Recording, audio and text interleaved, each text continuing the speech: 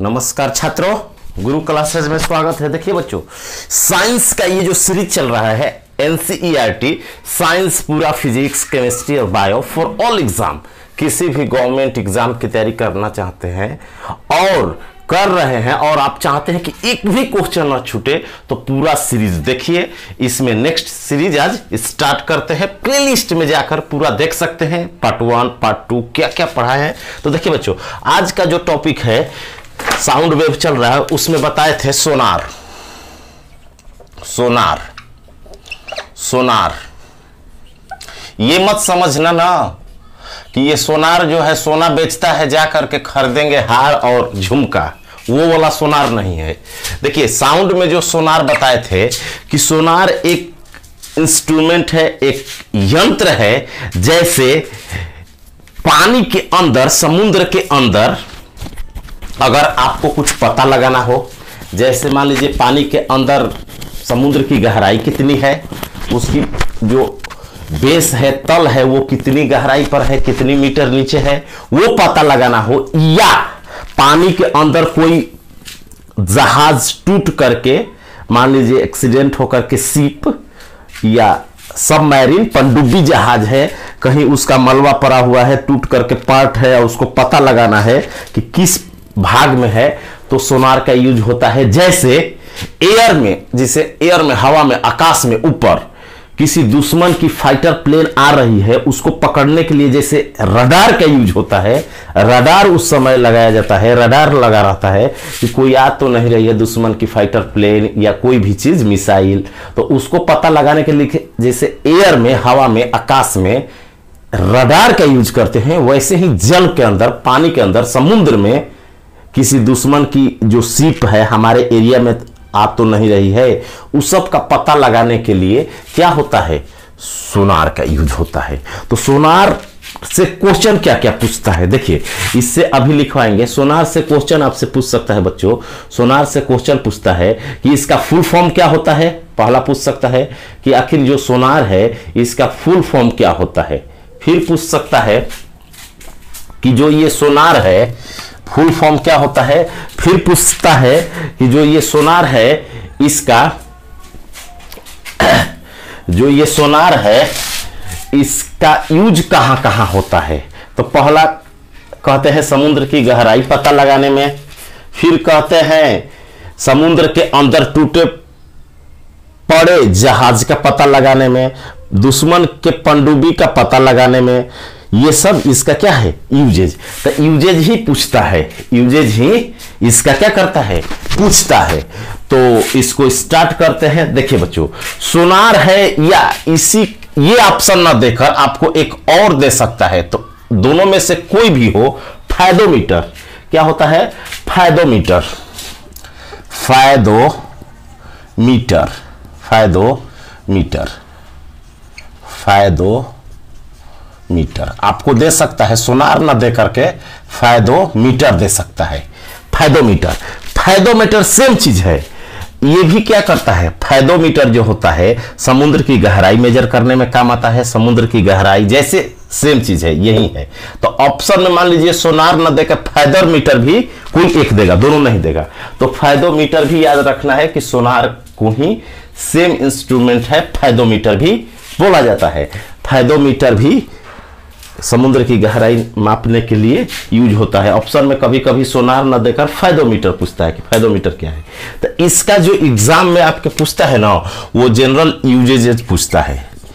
इसका यूज कहां होता है, इसका उपयोग क्या करते हैं, इसका उपयोग ही पूछता है, उपयोग।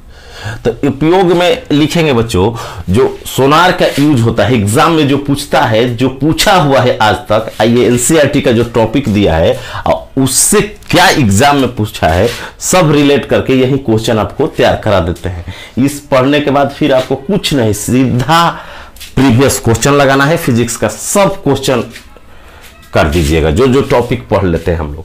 तो पहला है to find sea depth, to find sea depth, depth समुद्र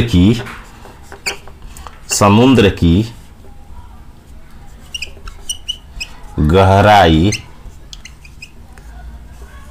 का पता लगाने में, पता लगाने में पहला यूज हो गया। क्या हो गया बच्चों? समुद्र की गहराई का पता लगाने में पहला अगर इसका यूज सीखे तो समुद्र की गहराई का पता लगाने में। दूसरा पूछता है तो आपको याद रखना है to find reckless ships inside the sea. To find reckless, to find reckless ships inside the ships inside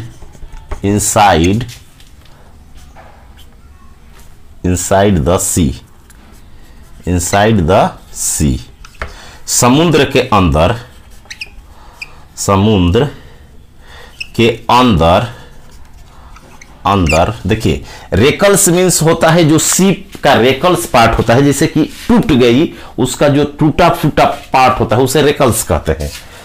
तो समुद्र के अंदर जहाज, पानी वाली जो जहाज होती है के शिप के टूटे भाग का पता लगाने में, का पता लगाने में ये क्वेश्चन पूछता है। दूसरा क्वेश्चन ये पूछता है कि आखिर सोनार का यूज होता क्या है। तो सोनार का पहला बच्चों होता है कि समुद्र की गहराई का पता लगाने में होता है। To find reckless ship inside the sea, समुद्र के अंदर जो रेकल्स होते हैं, रेकल्स मींस जहाज टूट गई और उसका जो टूटा हुआ पार्ट है उसको पता लगाने में यूज होता है। अगला समझते हैं, अगला है बच्चों to find enemy submarine. To find enemy submarine, अगला क्वेश्चन जो आता है इससे to find enemy submarine, enemy submarine ये क्या होती है? सबमरीन मीन्स पनडुब्बी, दुश्मन की पनडुब्बी का पता लगाने। मान लीजिए समुद्री कोई कंट्री है, समुद्र से हमसे लगा है और दुश्मनी है, तो उसकी दुश्मन जो है मान लीजिए कि वो पानी के अंदर अंदर ही शिप लेकर आ रहा है, तो उसका पता लगाने में होता है। तो दुश्मन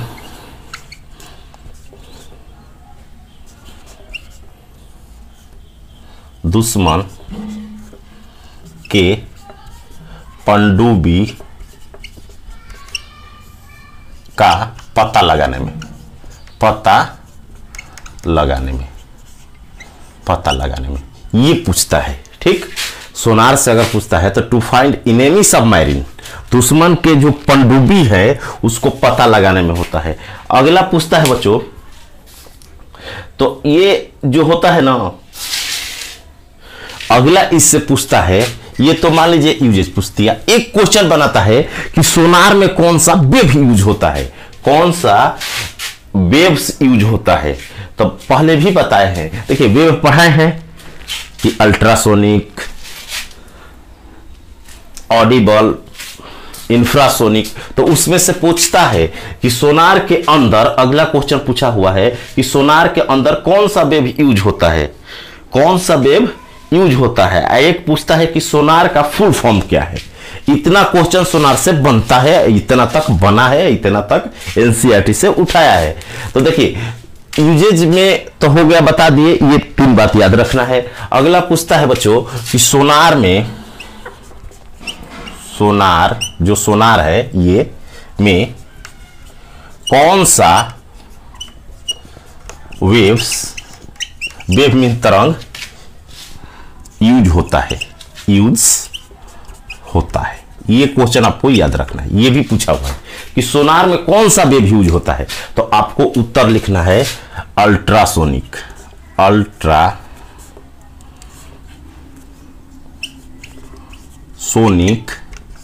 वेव्स, इसका मतलब समझ गए, पराश्रव्य तरंगे, पराश्रव्य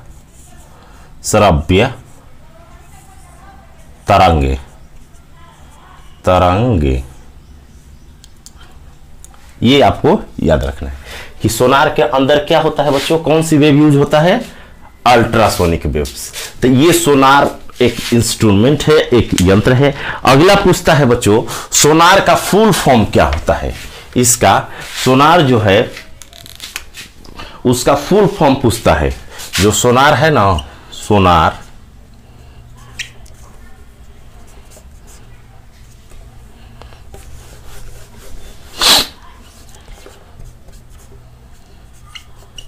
इसका फुल फॉर्म पूछ लेता है।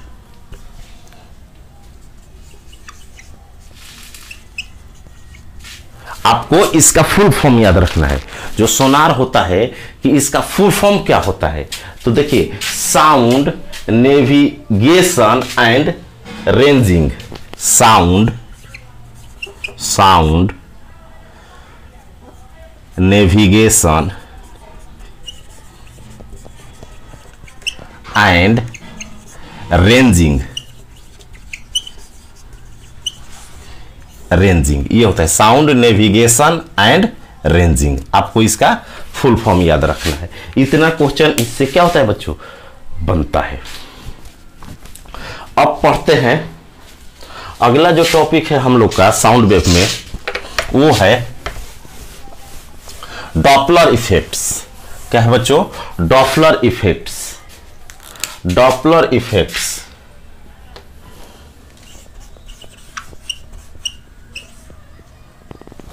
Doppler's effect.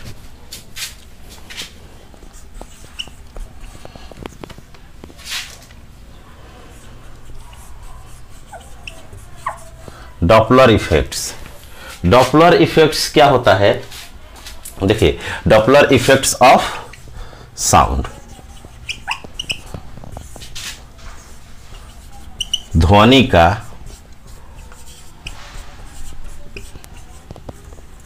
डॉपलर प्रभाव, इस पर क्वेश्चन आता है। ठीक, ये आपको समझना है कि आखिर डॉपलर इफेक्ट होता क्या है। देखिए डॉपलर इफेक्ट होता क्या है, तो साउंड का डॉपलर इफेक्ट से क्या क्या क्वेश्चन पूछा है और क्या क्या पूछ सकता है, और एनसीईआरटी में क्या दिया है डॉपलर इफेक्ट, पूरा 6 से 12 तक अगर आप डॉपलर इफेक्ट कहीं से स्टार्ट होता है तो 11th में है। और इसमें देता क्या है, इस पर न्यूमेरिकल पूछता है और फार्मूला पूछता है, थ्योरी भी पूछता है। तो देखिए बच्चों डॉपलर इफेक्ट होता क्या है। मान लीजिए देखिए डॉपलर इफेक्ट में पीछे का कॉन्सेप्ट बताया है कि फ्रीक्वेंसी क्या होता है, तो पिच क्या होता है, तारत्व आवृत्ति क्या होता है, और उसके बाद आवाज मोटा कब होता है, पतला कब होता है। तो यही सब क्वेश्चन बना दीजिए। मान लीजिए ये कहीं प्लेटफॉर्म है और यहाँ एक लड़का खड़ा है, कोई भी आदमी खड़ा है, कोई भी आदमी खड़ा है। यहाँ मान लीजिए यहाँ आदमी खड़ा है, इसका कान है ये, ठीक। यहाँ पर कोई ट्रेन है, यहाँ ये क्या है, कोई ट्रेन है, मान लीजिए ये ट्रेन है, ट्रेन है। यहाँ से ये हॉर्न दे रही है, साउंड प्रोड्यूस कर रही है। तो देखिए 3 टाइप से क्वेश्चन बनता है बच्चों।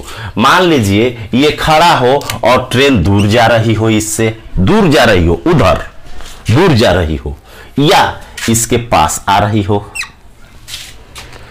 या क्या होता है कि ये भी इसके पास जा रहा है, ये भी इधर आ रही हो, या ये भी इधर जा रहा है ट्रेन की तरफ, ट्रेन भी दूर जा रही हो।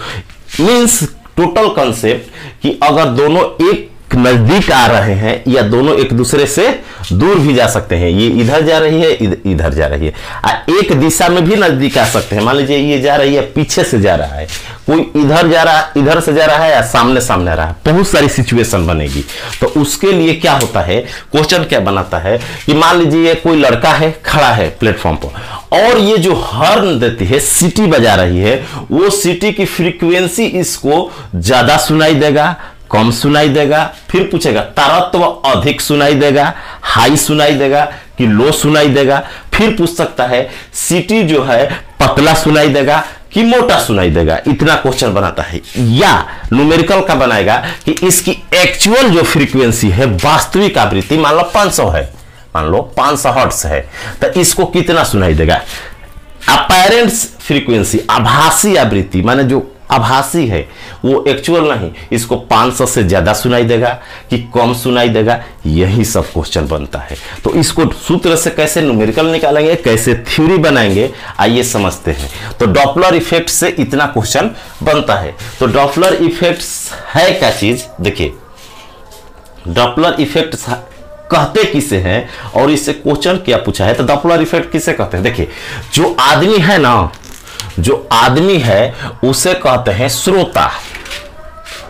क्या कहते हैं बच्चों, श्रोता, सुनने वाला, लिसनर बोलते हैं या श्रोता बोलते हैं, इसको श्रोता बोलते हैं हिंदी में, या इंग्लिश में लिसनर बोला जाता है। क्या बोला जाता है बच्चों, लिसनर बोला जाता है। इसे क्या बोलते हैं, लिसनर। और जो ये होता है ना, इसे स्रोत बोला जाता है, जहां से आवाज निकल रही है स्रोत बोलते हैं, स्रोत, सोर्स, इंग्लिश में सोर्स बोलते हैं, सोर्स। इसे ऑब्जर्वर भी बोला जाता है या लिसनर भी बोला जाता है, लिसनर या ऑब्जर्वर, लिसनर या ऑब्जर्वर, इंग्लिश में श्रोता, और स्रोत बोला जाता है जिसे सोर्स, जिसे साउंड निकलती है, ये समझना है। इसको ओ से सूचित किया जाता है, इसका अगर स्पीड देगा ना तो वीओ से, ऑब्जर्वर का, जो आदमी सुन रहा है श्रोता का, इसको जो VS से आगे न्यूमेरिकल में काम देगा। तो देखिए एग्जाम्पल आपको समझाते हैं। जैसे मान लीजिए ठेला पर बाजा बज रहा है, डीजे बज रहा है, हमको सुनाई दे रहा है, तो डीजे जो हुआ ना वो सोर्स हुआ, वो स्रोत हुआ, जिससे आवाज निकल रही है वो सोर्स हुआ, स्रोत हुआ। और जिसको सुनाई दे रही है, मान लीजिए हमको सुनाई दे रहा है, हम हैं या कोई भी लड़का है, तो वो श्रोता हुआ, लिसनर हुआ या ऑब्जर्वर हुआ, हिंदी में श्रोता हुआ। तो स्रोत अश्रोता समझना है, स्रोत और श्रोता समझना है। तो जो स्रोत की आवृत्ति निकलती है ना, मान लीजिए फ्रीक्वेंसी जो उत्पन्न होती है, आवृत्ति। अब आवृत्ति क्या है, पीछे लेक्चर में प्लेलिस्ट में जाइएगा, for physics for all exam में सब लेक्चर मिलेगा, साउंड स्टार्ट है।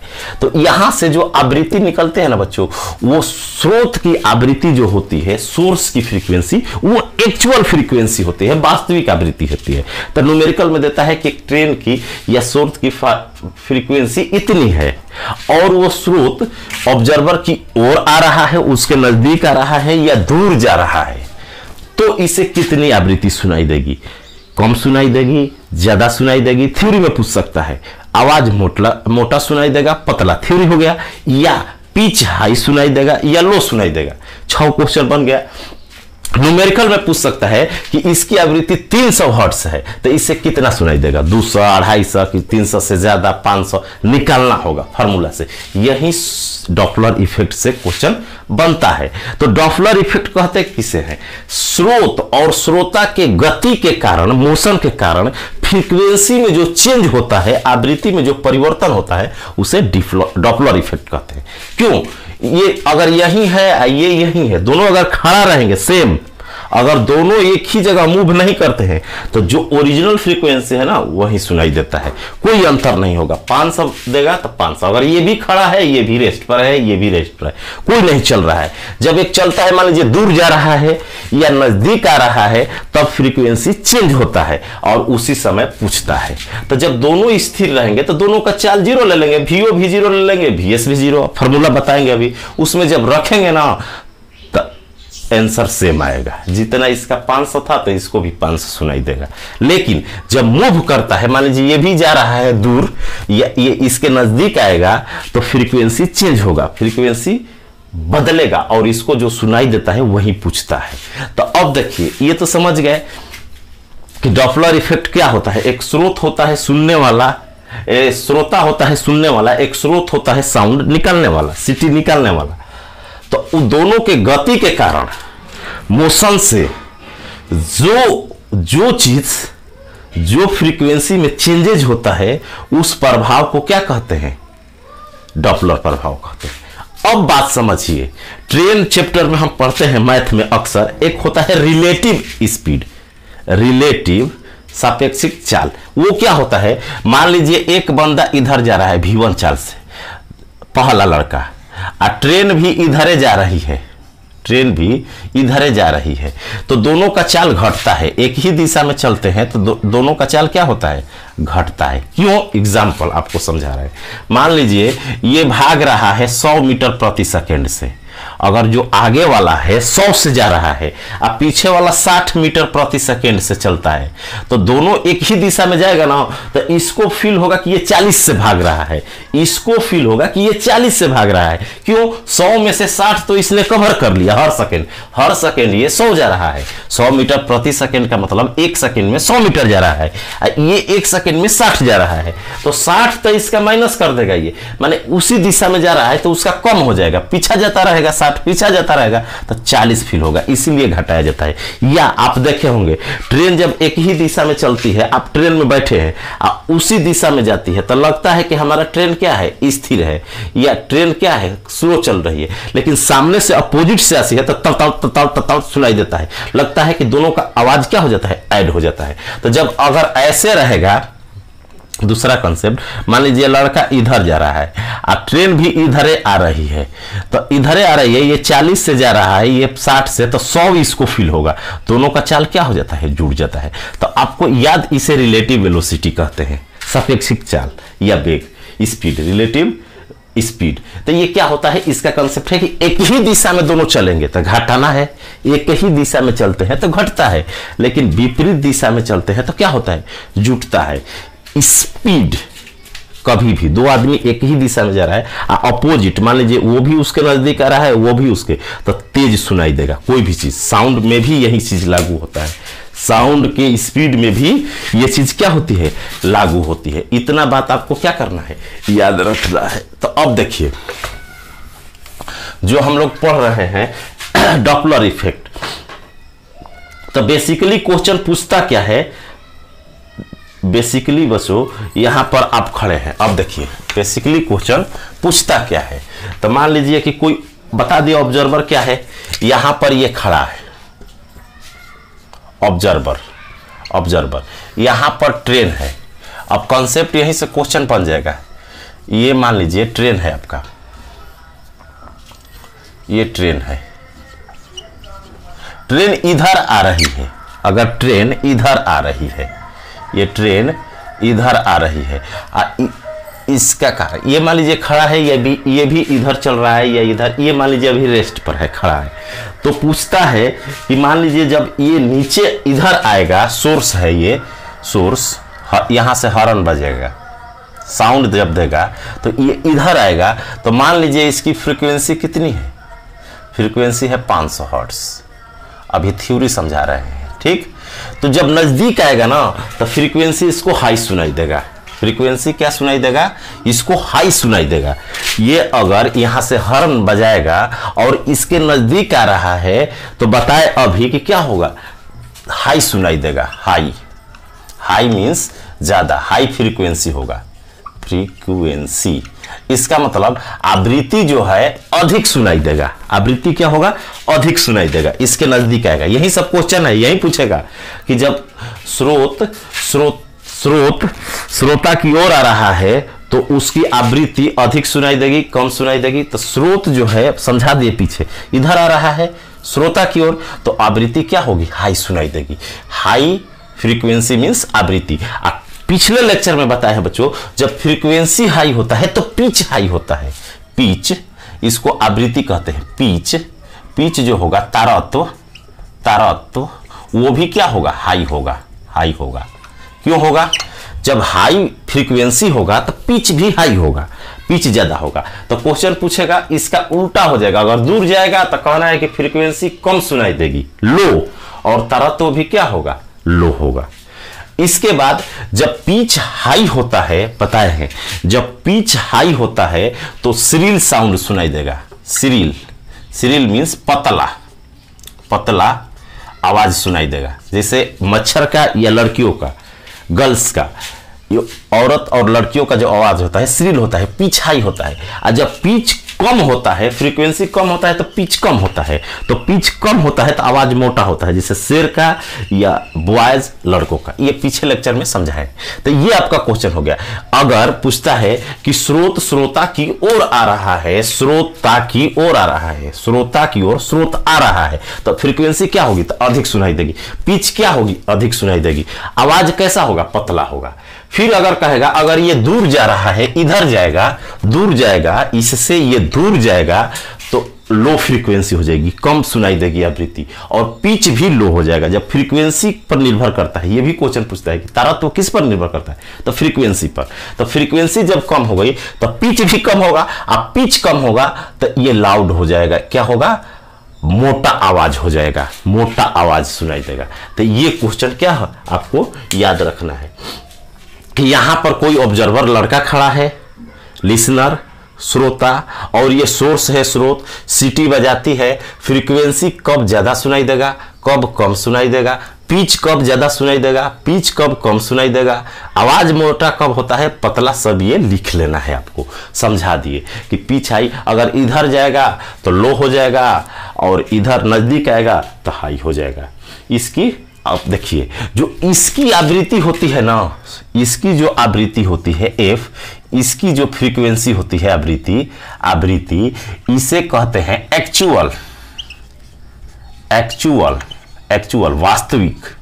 वास्तविक आवृत्ति कहते हैं। आवृत्ति एक्चुअल फ्रीक्वेंसी कहते हैं, वास्तविक आवृत्ति। और जो ये सुनता है ना, उसे एफ डैश कहते हैं।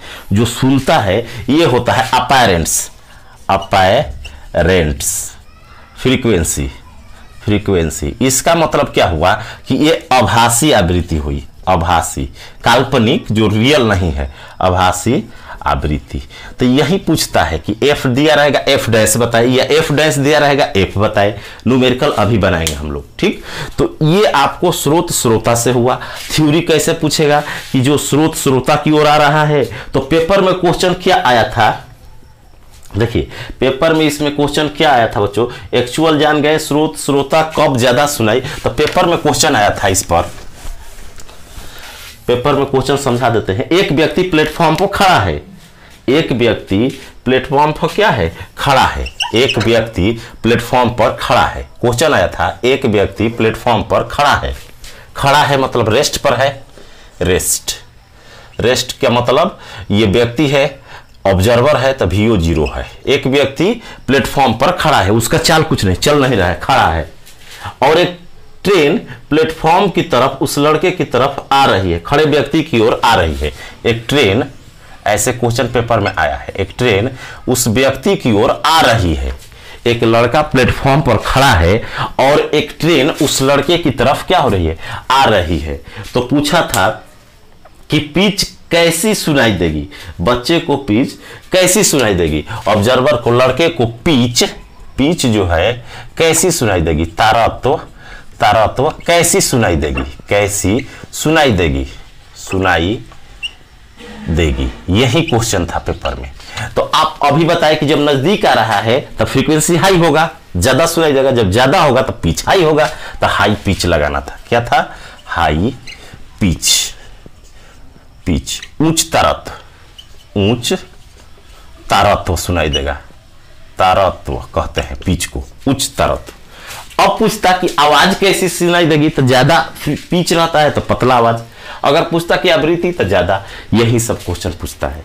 ये क्वेश्चन पूछा हुआ था। अब देखिए इस पर न्यूमेरिकल कैसे आता है कि अगर ये तो समझ गए कि ये इधर आएगा तो ज्यादा सुनाई देगा, दूर जाएगा तो कम। अब पूछ देगा कितना सुनाई देगा? ज्यादा में बताइए कि 500 है तो ज्यादा सुनाई देगा, थ्योरी हो गया। लेकिन 600 अगर निकालना हो तो उसके लिए एक साउंड में एक फार्मूला है, उस फार्मूला का यूज करेंगे और डेटा दिया रहेगा, साउंड का स्पीड, ऑब्जर्वर का स्पीड, VO ये सब रहेगा, उसको पुट करेंगे और एक एक्चुअल आवृत्ति फ्रीक्वेंसी F दिया रहेगा और अपैरेंट्स जो लिखवाए अभी F डैश, उसको क्या करेंगे? ज्ञात कर लेंगे। तो न्यूमेरिकल कैसे आता है, कैसे बनाया जाता है इस पर, डॉपलर इफेक्ट पर, उसको समझते हैं। देखिए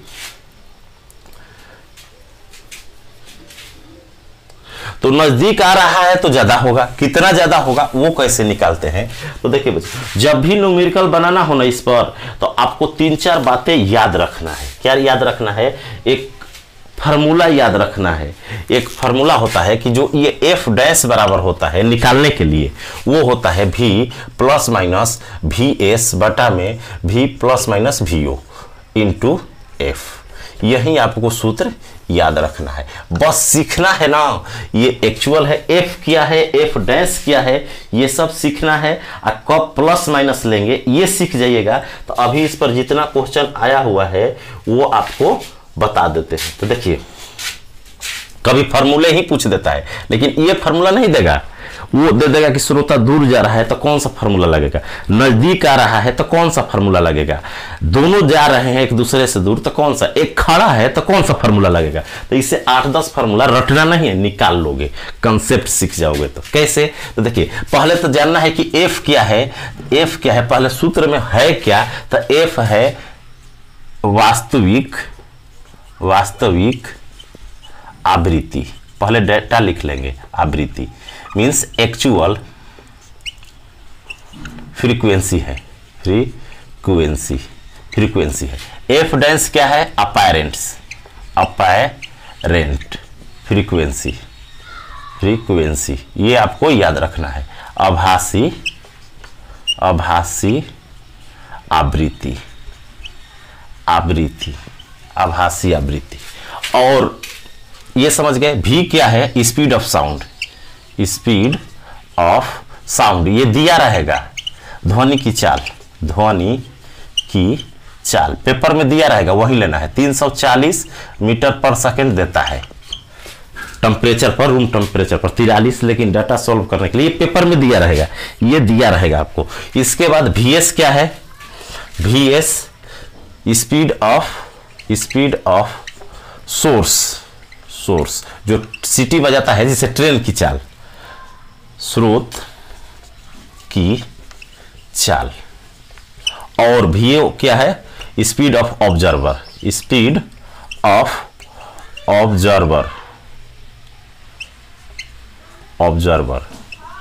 श्रोता की चाल। इतना अगर आपको याद है कि कौन चीज क्या है, तब इसमें पुट कर देंगे। सब दिया रहेगा, सब डेटा दिया रहेगा, सिर्फ इसमें रखना है। रखने के लिए टिप्स एंड ट्रिक जरूरी है, क्या कि कब प्लस करेंगे कब माइनस करेंगे, तो इतना चीज लिखना आपको जरूरी है। इसके बाद लिख करके आपको 2-3 न्यूमेरिकल बनवा देते हैं जो पूछा हुआ है। अब क्या याद रखना है, ये जानने से नहीं होगा। अब कि ज्यादा सुनाई देगा कि कम, अब सुनना है कि कब प्लस लेंगे और कब माइनस लेंगे। तो पहला देखिए, सोर्स को हमेशा लेफ्ट में लिखना है। देखिए, जैसे बोर्ड के सामने हाथ है तो ये राइट हैंड है, जिधर दाहिना हाथ है तो दाएं लिख देंगे, राइट, दाएं। इधर क्या लिख देंगे बच्चों? लेफ्ट है, बाएं। लेफ्ट में क्या लिख देंगे? लेफ्ट, बाएं। ये लेफ्ट है, बाएं। ये राइट है, दाएं। क्लियर?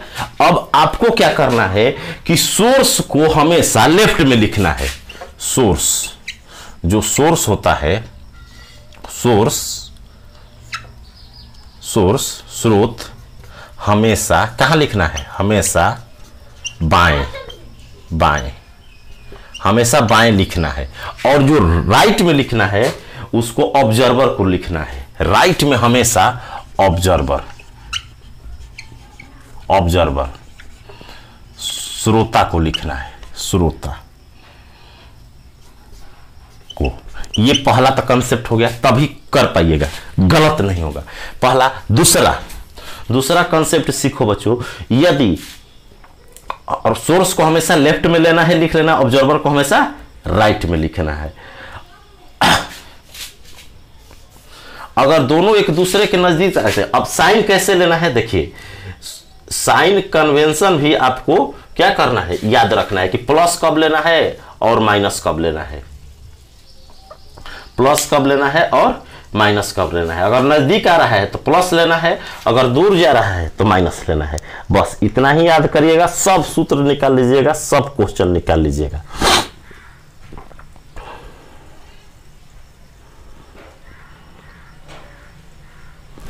अब आपको क्या याद करना है, अगर ये इधर जा रहा है, अगर ये इधर जा रहा है तो माइनस में लेना है चिन्ह, अगर ये उसके तरफ जा रहा है तो क्या लेना है बच्चों, माइनस, निगेटिव, निगेटिव। अगर ये इधर आ रहा है, ये इधर आ रहा है इसके तरफ, तो क्या लेना है, पॉजिटिव। बस इतना ही याद कीजिएगा तो सब सूत्र लगा लीजिएगा। अब देखना है कि स्रोत, अगर मान लीजिए ये स्रोत श्रोता की ओर जा रहा है तो चाल निगेटिव लेंगे, या श्रोता स्रोत की ओर आ रहा है तो पॉजिटिव लेंगे। ये आपको प्लस माइनस का ध्यान रखना है, किसका कब माइनस लेना है, किसका प्लस लेना है, किसका माइनस चाल लेना है और कितना किसका प्लस लेना है। ये या ऐसे याद करते हैं, नजदीक आए तो प्लस लेना है और दूर जाए तो माइनस लेना है। जो नजदीक आए तो प्लस लेना है और दूर जाए तो माइनस लेना है। ये भी ट्रिक याद कर सकते हैं। अब इस पर क्वेश्चन कैसे, यही प्लस माइनस वाला सीखना है, इसी को अप्लाई करना सीख जाइएगा ना, तो आप कोई भी क्वेश्चन, अब क्वेश्चन बनाते हैं जो पूछा हुआ है इस डॉपलर इफेक्ट पर, जो न्यूमेरिकल पूछा हुआ है आपको समझा देते हैं। जिससे एक क्वेश्चन पूछा था, एक क्वेश्चन था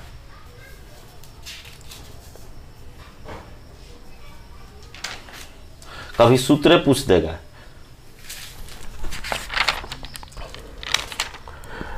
to trains are approaching to each other, two trains, question आया था बच्चों, two trains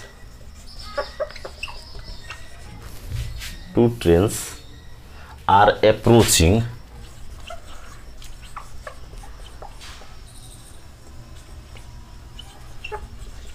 to each other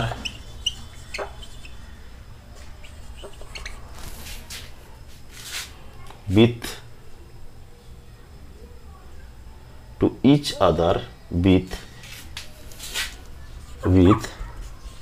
72 kilometer per hour, and another train horn,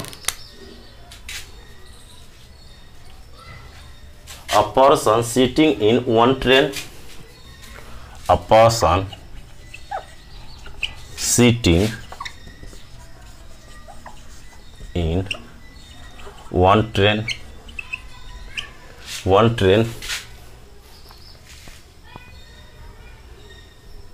hears another train horn, hears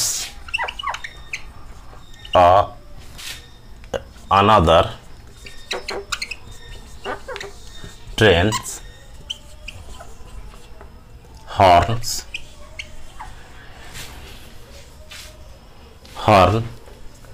700 hertz. Find original frequency. Find original frequency. आपको ज़्यादा numerical लगाना है, कम से कम 15-20 Doppler effect का किसी भी बुक में दिया है और कॉन्फिडेंस आ जाएगा। तो देखिए क्या करें, इसका हिंदी क्या है, दो ट्रेन एक दूसरे की ओर आ रही है। मान लीजिए एक ट्रेन इधर से जा रही है, देखिए एक ट्रेन दूसरे की नज़दीक आ रही है, अप्रोचिंग टू ईच अदर। एक ट्रेन इधर जा रही है, एक ट्रेन इधर से नज़दीक आ रही है, दोनों एक दूसरे के नज़दीक आ रही है।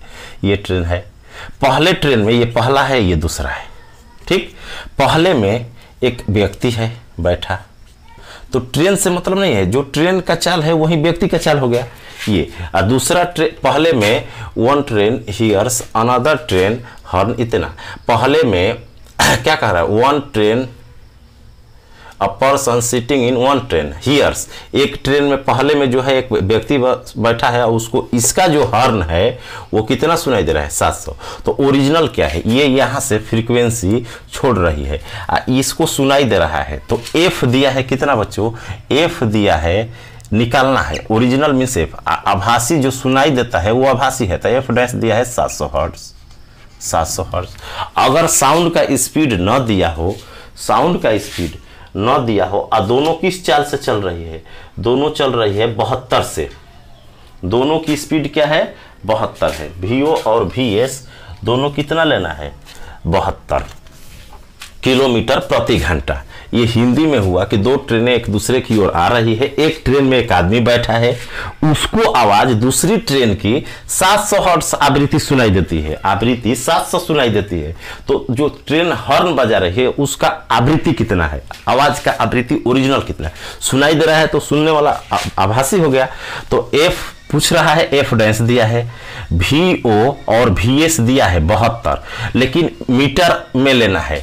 72 किलोमीटर प्रति घंटा दिया है, तो इसको मीटर प्रति सेकंड में बदलने के लिए 5/18 से गुणा करते हैं, 5/18 से गुणा करते हैं तो 20 हो जाएगा। कितना हो जाएगा? 20 मीटर पर सेकेंड। इसका भी हो जाएगा 20 मीटर पर सेकेंड। और साउंड का स्पीड न दिया हो, अगर साउंड का स्पीड न दिया हो तो आप 330 लेंगे जीरो पर, अगर दिया रहेगा तो लेंगे, तो नहीं दिया है तो 330 ले लेंगे, या 340 भी ले सकते हैं। पेपर में देगा तब, नहीं देगा तो 330 लेना है, अगर देगा तो 340 देता है। अब इसको सूत्र पर रख देंगे। अब देखिए, अब फार्मूला पर रखेंगे, फार्मूला पर रखेंगे। ये जो है ना ऑब्जर्वर है, ये सोर्स है बजा रहा है, ये VO है, ये VS है। तो अब देखिए, अभी बताए कि F बराबर क्या होता है, F डैश बराबर क्या होता है, V। अब देखिए प्लस माइनस होता है VS बटा में V प्लस माइनस VO, यहाँ पर F होता है। ठीक, तो अब इस पर निकालेंगे बच्चों। तो ये तो F डैश 700 दिया है, अब यहाँ पर भी दिया है 330। अब प्लस लेंगे कि माइनस? देखिए VS कहाँ जा रहा है, VS किधर जा रहा है, VS इधर आ रहा है। जब इधर आता है तो बताए थे क्या लेना है, प्लस।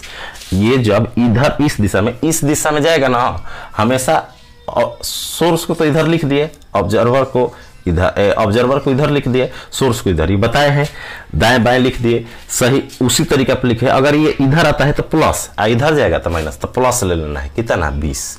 अब बटा में 330 से V का मान 330 लेना है, अगर ना दिया हो। और VO दिया है कितना? 20 है, दोनों सेम चार्ज से, तो माइनस लेंगे क्योंकि ये इधर जा रहा है, इधर जाता तो प्लस लेते। इस दिशा में जो चीज इधर चलेगी ना, प्लस दोनों के लिए, और दोनों अगर इस दिशा में जा रहा है तो माइनस, ये माइनस लिया जाता है। इधर अगर कोई आता है, ये चीज अगर इधर जा रहा है तो हमेशा बताए हैं क्या लिया जाता है, प्लस। इधर जाएगा तो प्लस, कोई भी हो प्लस, इस दिशा में आए तो माइनस, यही समझ ले। लिखने के बाद अगर इधर जाए, इस तीर की दिशा में जाए तो प्लस लेना है, इस तीर में जाए तो माइनस। तो अब देखिए, ये तो इधर जा रहा है, VO किधर जा रहा है, इधर।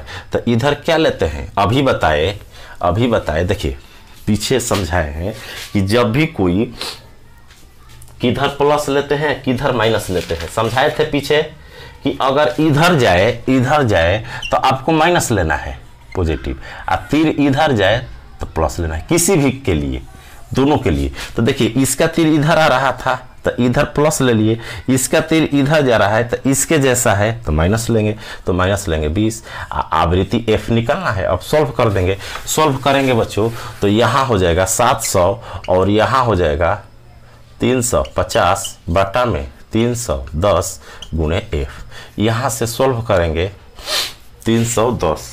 अब इसको कटाएंगे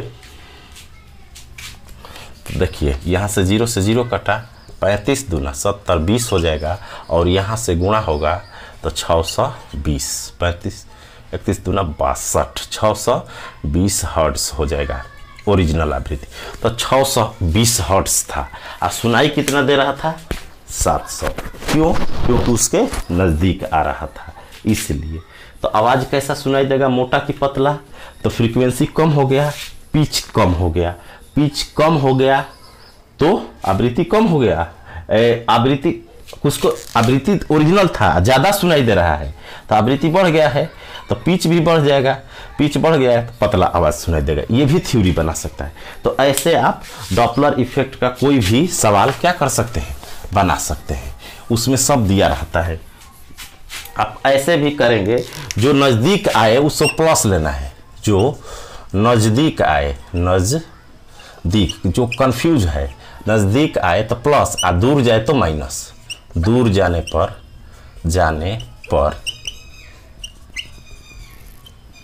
पर माइनस लिया जाता है। चल, इसी को अप्लाई करके आप पूरा डॉपलर इफेक्ट का न्यूमेरिकल क्या कर सकते हैं, बना सकते हैं। जैसे एक और सवाल है, एक दिया था कि एक व्यक्ति प्लेटफॉर्म पर खड़ा है। एक दिया था बच्चों, ये आया हुआ था क्वेश्चन, लिखते नहीं है, समझा देते हैं। एक व्यक्ति प्लेटफॉर्म पर खड़ा था। एक व्यक्ति प्लेटफॉर्म पर क्या था? खड़ा था। एक व्यक्ति प्लेटफॉर्म पर खड़ा था और रेस्ट पर था। खड़ा का मतलब रेस्ट, और रेस्ट का मतलब ये व्यक्ति है तो ऑब्जर्वर है, VO 0 ले लेंगे। जब खड़ा है, चल नहीं रहा है तो VO, क्योंकि वो आदमी बैठा था ट्रेन में, लेकिन ट्रेन जा रही थी, तो जिस स्पीड से ट्रेन जा रही थी आदमी का स्पीड ले लिए। यहाँ से कोई ट्रेन आ रही है, यहाँ से कोई ट्रेन आ रही है, इधर ट्रेन आ रही है। दिया था उसका चाल 36 किलोमीटर प्रति घंटा, 36 किलोमीटर प्रति घंटा से आ रही थी। तो ये सोर्स है, तो VS दिया है कितना? 36 किलोमीटर प्रति घंटा। तो इसको मीटर प्रति सेकेंड में बदल लेंगे, तो 5/18 से गुणा करेंगे तो 10 हो जाएगा, 10 मीटर पर सेकेंड। ये VS हो गया, VO हो गया। और ध्वनि का चाल दिया था V बराबर 340 मीटर पर सेकेंड, पेपर में आया हुआ है, ठीक। और पूछा था कि यदि ये 500 हर्ट्ज आवृत्ति उत्पन्न करती है, ये 500 हर्ट्ज आवृत्ति उत्पन्न करती है, तो श्रोता को कितनी आवृत्ति सुनाई देगी? ये तो F दिया है बच्चों, VS दिया है, VO दिया है 0, VS दिया है, V दिया है, F दिया है 500। ओरिजिनल है, ट्रेन की है तो ओरिजिनल है। F डैश पूछा था, तो अभी सूत्र क्या बताए? F डैश बराबर F V। देखिए अब क्या है, ये तो खड़ा है तो VO 0 लिख देंगे। VO क्या लिखेंगे? 0। और VS क्या लिखेंगे? VS क्या लिखेंगे? क्या बताए थे? VS क्या लिखेंगे? इधर आ रहा है, उस नियम से यह नजदीक आ रहा है तो प्लस होगा, नजदीक आ रहा है तो क्या होगा? प्लस होगा। तो ऊपर क्या लिखते हैं? VO, तो VO तो हो जाएगा 0, नीचे VS, तो VS इंटू ये F रहता है, F, अरे VO VS। तो यहाँ पर प्लस माइनस का दिक्कत है। तो अब देखिए, V तो सूत्र पहले लिख देते हैं, आपको कंफ्यूज है तो सूत्र लिख देते हैं। जैसे कि ये है तो V प्लस माइनस होता है, V प्लस माइनस। ऊपर कौन होता है? यहाँ पर आवृत्ति होता है। तो ऊपर कौन होता है? ऊपर कौन होता है? VO होता है कि VS? तो VO होता है। ऊपर क्या होता है? ऑब्जर्वर हमेशा होता है, VO, और नीचे क्या होता है? VS। अब बताए, देखिए ऑब्जर्वर का 0 है, 0 रख देंगे। F डैश, V का मान कितना है? V का मान कितना है? F डैश निकालना है, आभासी निकालना है, रियल दिया है तो F डैश निकालना है। V की जगह 340 दिया था, आप प्लस लेंगे कि माइनस? खड़ा है तो 0 ले लेंगे, 0 प्लस माइनस कुछ नहीं, 0 ले लेंगे। 0 लेंगे तो कोई अंतर नहीं पड़ेगा, क्योंकि रेस्ट पर है ना, इधर जा रहा है ना इधर, तो 0 ले लेंगे तो बस 340 हो जाएगा। ये 0 होगा तो खत्म, 0 जोड़ो, ये घटाओ, इतने। अब भी लेंगे 340। अब सोर्स जो है इसके नज़दीक आ रहा है तो प्लस लेंगे, कितना? 20 प्लस लेंगे। ये क्या हो रहा है? इसके नज़दीक आ रहा है। ये क्या हो रहा है? इसके नज़दीक आ रहा है, तो क्या करेंगे? प्लस ले लेंगे, कितना? 10 है कि 20? भी कितना निकला है? 10 मीटर प्रति सेकेंड। VS कितना है? 10 मीटर प्रति सेकेंड। और आवृत्ति दिया है 500। इसको सॉल्व करेंगे, हमारा आंसर आ जाएगा। तो ऐसे बैठाना है आपको, मेन ध्यान देना है कि प्लस माइनस कैसे लेना है। या आसान 2 तरीका बताए हैं, नज़दीक दूर, या एक को राइट में लिख दो, एक को लेफ्ट में लिख दो। बार बार कंसेप्ट को, वीडियो को देखो, 10 क्वेश्चन जा करके बनाओ, और पूरा प्लेलिस्ट में कंसेप्ट समझाते हैं, पूरा फिजिक्स टच कर देंगे। थोड़ा भी डाउट है तो कमेंट करके लिखो, और चैनल को सब्सक्राइब नहीं किए हैं तो तुरंत सब्सक्राइब करें, और 10 लोगों को शेयर करें, किसी को नहीं, जिसको पढ़ने वाला है, जिसको इसकी ज़रूरत है, जिसको इंटरेस्ट है। अगर नहीं अच्छा लग रहा है तो कोई बात नहीं, यदि अच्छा लग रहा है, समझ में आ रहा है, तो 10 लोगों को शेयर करो, चैनल को सब्सक्राइब करो। आज के लिए इतना ही, थैंक यू।